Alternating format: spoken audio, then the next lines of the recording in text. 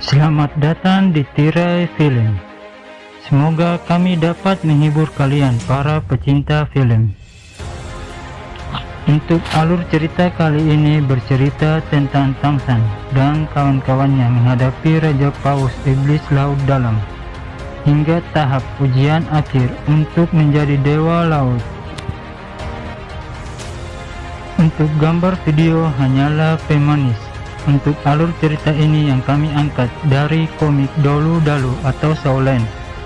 Dan jika ada kesalahan kata mohon dimaafkan teman-teman. Dan di akhir video jika kalian menyukainya silakan komentar, like, subscribe, dan nyalakan loncengnya agar kami semangat melanjutkan part selanjutnya. Dan jika sudah, kami ucapkan terima kasih dan selamat menonton.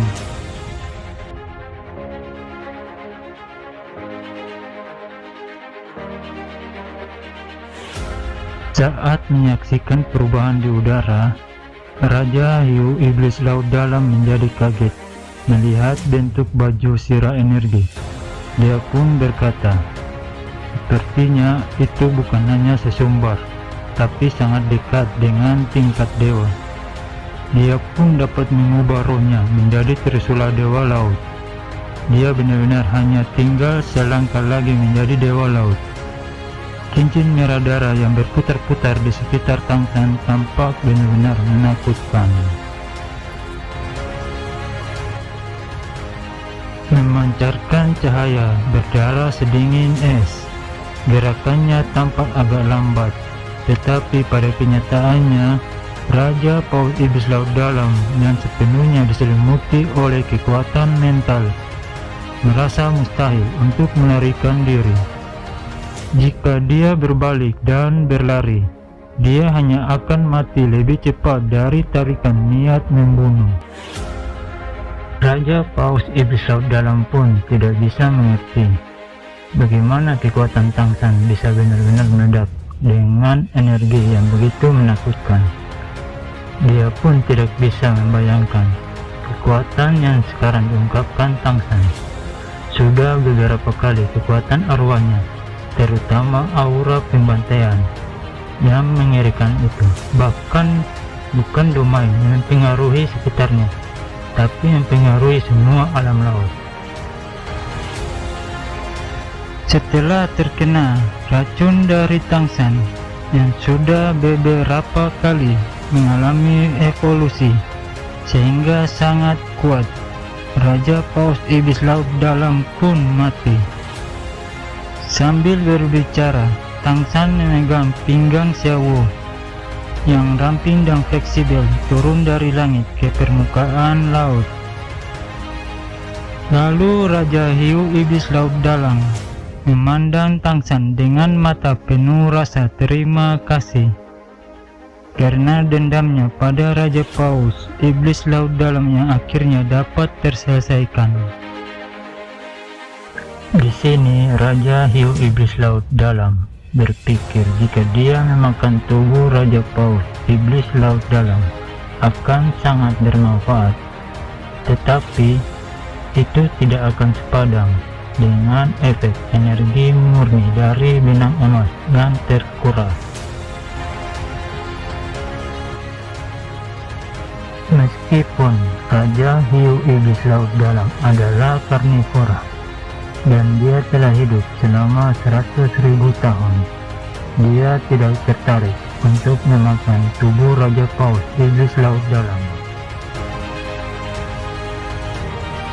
Dan di saat Tangsan dan kawan-kawannya menyerap energi dari tubuh Raja Paus Iblis Laut Dalam, Raja Hiu Iblis memberitahukan Tangsan agar membelah kepala Raja Paus Iblis, karena di sana ada mutiara yang sangat berguna untuk Tangsan nanti. Tangsan pun berterima kasih karena dia sangat mengkhawatirkan orang-orang yang sedang berada di medan perang, hingga dia hampir lupa untuk memeriksa tubuh Raja Paus Iblis. Setelah Tangsan dan kawan-kawan selesai menyerap energi Raja Paus Iblis Laut Dalam. Mereka pun masing-masing mendapatkan satu cincin tambahan yang berwarna merah, dan kekuatan level mereka pun meningkat drastis.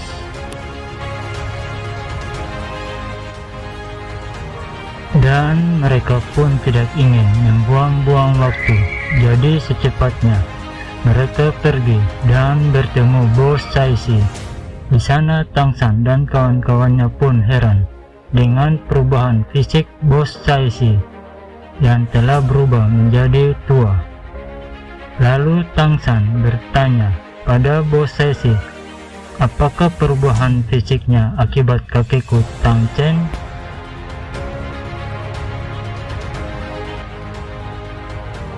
Dan Bos Saisi berbicara dengan samar, bukan karena Tang Cheng tidak mengerti perasaanku.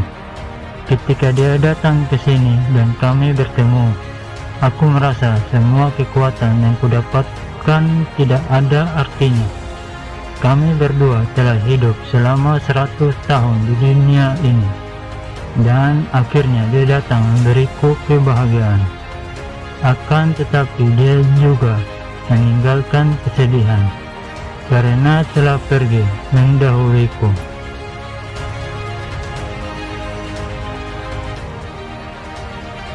Semua ini bukan salah kakekmu Tang San, akan tetapi semua ini adalah kesalahanku, yang hingga kepergiannya aku bahkan belum mengisyaratkan perasaanku yang sebenarnya kepada Tang Cheng.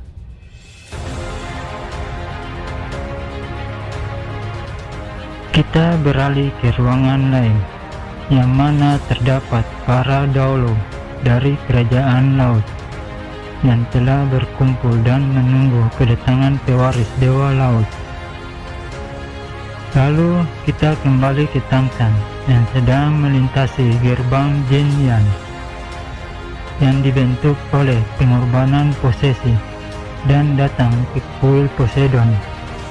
Akan tetapi kuil itu tertutup pelindung beraura emas.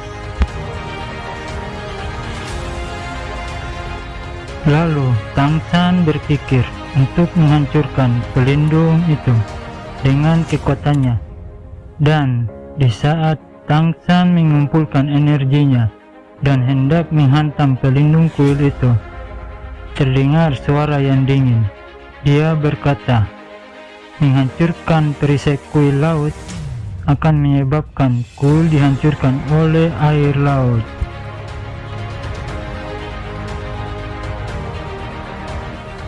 Lalu Tang San membatalkan niatnya untuk menghancurkan perisai kuil. Tang San pun mencoba menggunakan domain birunya, dan akhirnya dia pun dapat masuk. Dan di dalam kuil ada Poseidon dan Asura yang sedang berdebat.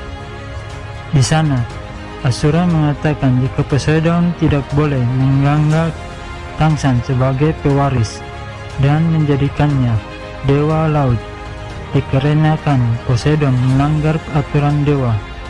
Tapi Poseidon tahu betul jika sebenarnya Asura yang punya keinginan untuk menjadikan Tang San sebagai pewaris, yaitu dewa kematian. Lalu dengan tegas Poseidon menyuruh Asura untuk pergi, karena Tang San akan tetap jadi dewa laut. Dan Asura pun pergi kembali ke langit, tepat sebelum Tang San sampai di hadapan Poseidon.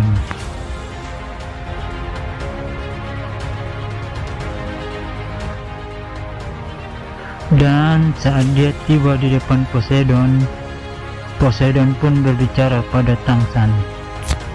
Tang San, kau harus melewati 7 penilaian emosi, yang pada awalnya hanya terdapat 6 penilaian, sesuai dengan 6 tulang jiwa yang pernah didapat pendahulunya. Tetapi Tang San adalah pengecualian. Dia memiliki tulang jiwa yang melekat, 8 tombak laba-laba, dan tulang jiwanya sendiri adalah 7. Dan persyaratan itu pun berubah dari 6 menjadi 7 ujian emosi.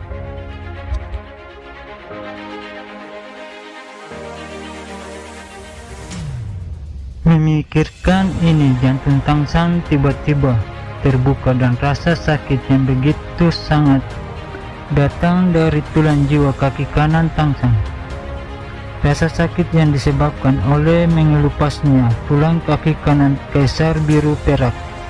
Tapi hal itu tidak sedikit pun mengurangi niatnya untuk menjadi dewa laut. Di dalam hati Tangsan, hanya dengan menjadi dewa laut, dia dapat menggunakan kekuatan dahsyat dari dewa laut untuk melindungi teman-temannya, terutama untuk melindungi orang tuanya dan Xiao yang sangat dia cintai dan sayangi.